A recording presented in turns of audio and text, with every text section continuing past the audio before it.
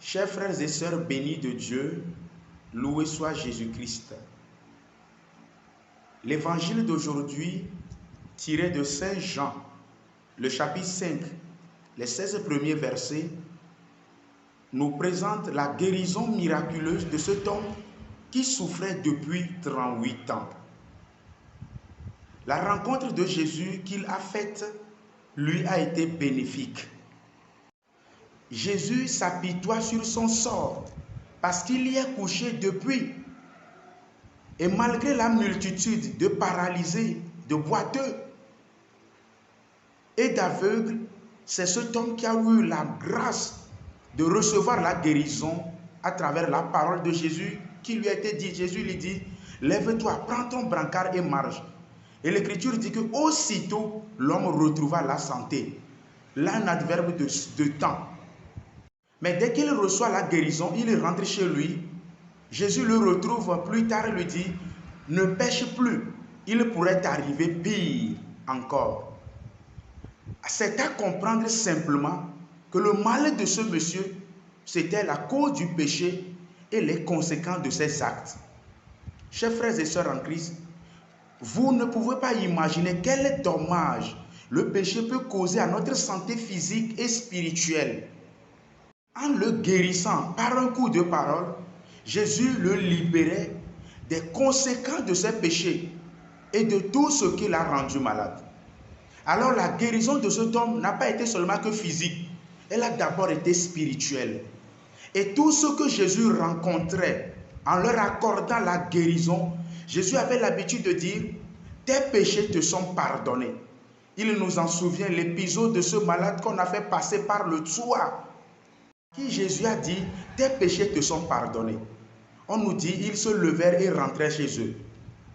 Jésus, c'est le salut, c'est la vie, c'est le chemin. Et tous ceux qui ont la grâce de le rencontrer ont toujours leur vie restaurée et libérée. C'est le cas de cet homme qui rencontre celui-là même qui est la plénitude de la guérison et de la libération de l'homme, qu'est Jésus-Christ. Et c'est justement le salut que Dieu nous accorde aujourd'hui. Il y a beaucoup de malades qui, en se confessant et en recevant l'onction des malades, recouvraient totalement la guérison. J'ai écouté plein de témoignages de prêtres et j'en ai même fait l'expérience moi-même qui, après avoir écouté un malade, lui accorder l'absolution, lui administrer l'onction des malades, ont recouvert la guérison et de façon instantanée.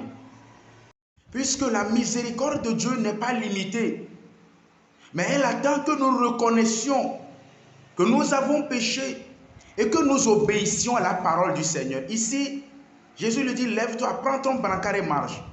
Pour toi, ce n'est pas forcément prends ton brancard, mais abandonne cette vie-là et sois sauvé et tu seras guéri. Et cette miséricorde de Dieu n'est pas limitée. Elle a commencé depuis l'Ancien Testament. Et c'est cela l'épisode du prophète Ézéchiel. Ézéchiel, le chapitre 47, le verset 1 à 12, qui est la première lecture d'aujourd'hui, nous montre justement l'abondance de cette miséricorde de Dieu, qu'il matérialise ici par l'eau qui sortait du côté droit du temple. Alors à différents niveaux de son corps, cette eau l'a couvert jusqu'à devenir comme un torrent infranchissable. C'est la miséricorde de Dieu.